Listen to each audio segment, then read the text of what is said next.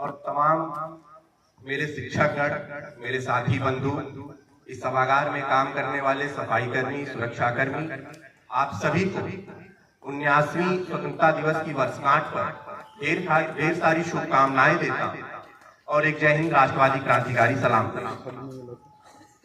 स्वतंत्रता दिवस पे जब हम इकट्ठा होते हैं, स्वतंत्रता दिवस को जब हम मनाते हैं, जब इसके उल्लास में शामिल होते हैं, तो बार बार जहन में सवाल आता है कि स्वतंत्रता है क्या, इसका आशय क्या।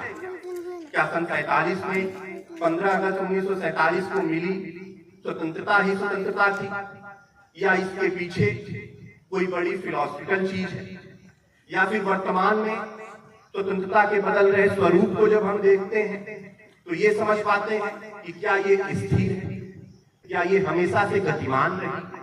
तो जब स्वतंत्रता के आशय के पीछे को हम समझने जाते हैं तो हमें इतिहास में बहुत पीछे जाना पड़ता है।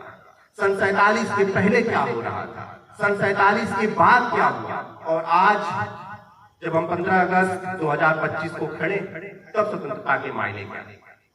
47 में जब देश के नायकों ने यह तय किया कि भारत आजाद होगा, तो उन्होंने ये भी तय किया था कि इस देश के नागरिकों को उनके आर्थिक, सामाजिक और राजनीतिक प्रतिनिधित्व की आजादी मिली, उनके लिए न्याय की व्यवस्था की जाए, उनके लिए गरिमापूर्ण जीवन की व्यवस्था की जाए।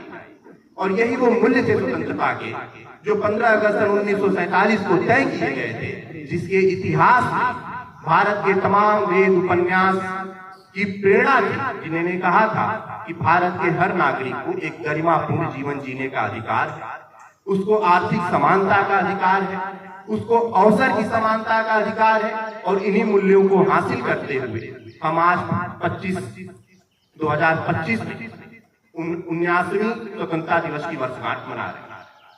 लेकिन जब मैं इस मन से बोलता हूं कि मेरी अपनी एक स्वतंत्रता है, मेरे पास अभिव्यक्ति की स्वतंत्रता है, मैं बोल रहा हूं, तो हो सकता है इसी देश के किसी शहर के किसी सड़क के किसी सीवर में इसी देश का कोई नागरिक उतरा सीवर को साफ कर रहा है, और आने वाले दिनों में हमें खबर पढ़ने को मिल जाए कि सीवर में उतरने से किसी फलाना सफाई कर्मी की मौत हो गई। तो जब हम वो खबर पढ़ते हैं तो फिर हमें उसकी स्वतंत्रता के मूल्य की याद आती है कि अगर 80 वर्षों के बाद भी हम अपने देश के कुछ नागरिकों को गरिमापूर्ण जीवन जीने का अधिकार नहीं दिला पाए हैं, तो अटल जी की भाषा में आजादी अभी अधूरी है। लेकिन ऐसा नहीं है कि हमने प्रगति नहीं की। सन 47 का भारत और 2025 के भारत में बहुत अंतर है, और यह साल तो विशेष है क्योंकि हमने ऑपरेशन सिंदूर का पराक्रम देखा। दुनिया ने देखा है कि एक वक्त में 70% से ज्यादा रक्षा सामग्रियों के लिए निर्भर रहने वाला भारत आज अपने स्वदेशी रक्षा प्रणाली से अपने देश की रक्षा कर रहा है। वो आकाश एयर डिफेंस सिस्टम बना रहा है, वो ब्रह्मोस मिसाइल बना रहा है, वो रडार सिस्टम बना रहा है। आज भारत पिछले 10 वर्षों में 75% से ज्यादा रक्षा सामग्री खुद निर्माण कर रहा है, और यह दुनिया के रक्षा बाजार के लिए एक चुनौती बन चुका है। एक वक्त में दुनिया का सबसे बड़ा रक्षा बाजार आज स्वदेशी के मार्ग पर आगे निकल चुका है, आत्मनिर्भर बन रहा है। तो जब हम इन 75 वर्षों की 80 वर्षों की यात्रा को देखते हैं तो हमें समझ में आता है कि जिन मूल्यों को हमने सन 1947 में तय किया था, जिन मूल्यों पर हमने अपने संविधान का निर्माण किया, उन मूल्यों को इस देश के नागरिकों ने, इस देश की व्यवस्था ने तमाम सहमति असहमति के बीच में बचाए रखा है।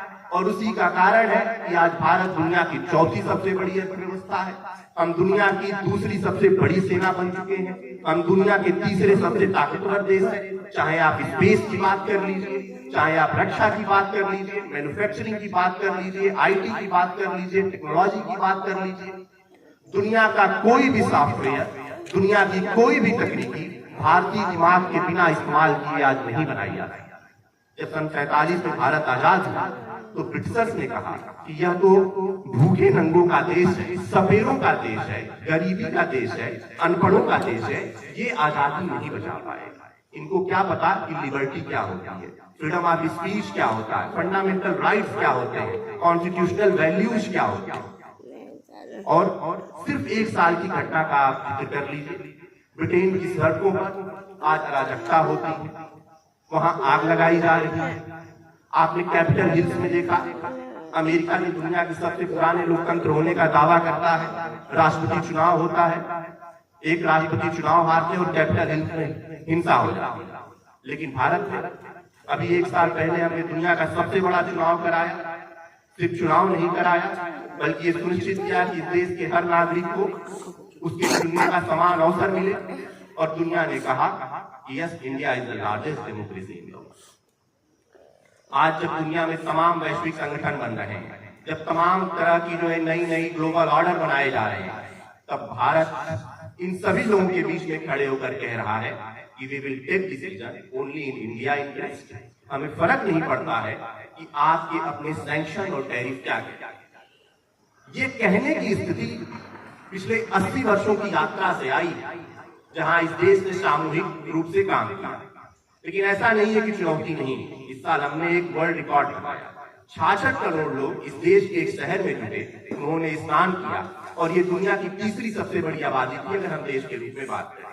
लेकिन उसी दौरान एक घटना घटी, और वो थी भीड़ प्रबंधन को लेकर सवाल उठाने वाली कि भगदड़ कैसे मची।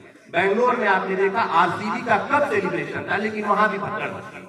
यानी कि 150 करोड़ लोगों के देश की सबसे बड़ी चुनौती आज के समय में भीड़ प्रबंधन की। हम तकनीकी के छात्र हैं, तकनीकी संस्थान में पढ़ाई कर रहे हैं। हमें सोचना होगा कि हम कैसे तकनीकी के आधार पर भीड़ प्रबंधन को लेकर कोई एक नया मॉडल बना सकते हैं। हम कैसे गुड गवर्नेंस में इस टेक्नोलॉजी को शामिल कर सकते हैं।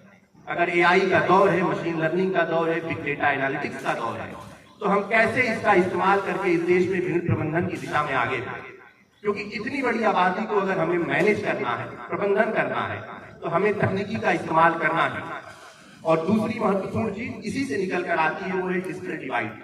भारत ने पिछले 80 सालों में जो समाज में एक विभेद की बात की जाती थी, उसको काफी हद तक खत्म किया।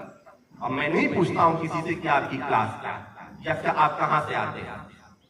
तो इस जिस विभाजन को हमने बहुत लंबे समय से खत्म किया था, वो डिजिटल डिवाइड के रूप में सामने आ गया। कहीं ऐसा ना हो कि शहर का बच्चा जिसके पास प्रौद्योगिकी की पहुंच है, जिसके पास एडवांस चैट जीपीटी जैसे सब्सक्रिप्शन है, वह गांव के उस बच्चे से आगे निकल जाए, उस गांव की आबादी से आगे निकल जाए, और हमें एक नया डिवाइड दिखे, जहां एक अलग क्लास होगा जिसके पास डेटा मोनोपोली होगी, जिसके पास डेटा एसेसिबिलिटी होगी, और एक ऐसा क्लास होगा जिसके पास ऐसा कुछ नहीं होगा।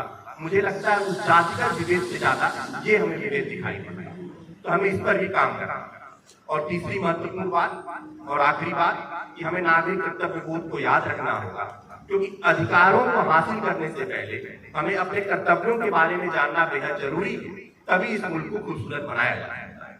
मैं अपनी वाणी को कुछ 4 पंक्तियों के माध्यम से विराम दूंगा, क्योंकि हम एक ऐसे मुल्क हैं जहां धार्मिक विविधता, जहां अलग अलग धर्मों के लोग रहते हैं, और यही हमारी सबसे बड़ी ताकत है। हम राम के देश हैं, हम श्याम के देश, हम राम के देश हैं, हम श्याम के देश हैं। ये बुद्ध की धरा है, ये गांधी का देश है। हम राम के देश हैं, हम श्याम के देश हैं, ये बुद्ध की धरा है, ये गांधी का देश है।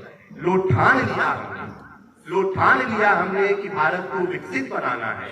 ये संकल्पों का देश है, ये सिद्धि का देश है, ये देवों का देश है, ये वेदों का देश है। जय हिंद, जय भारत, जय।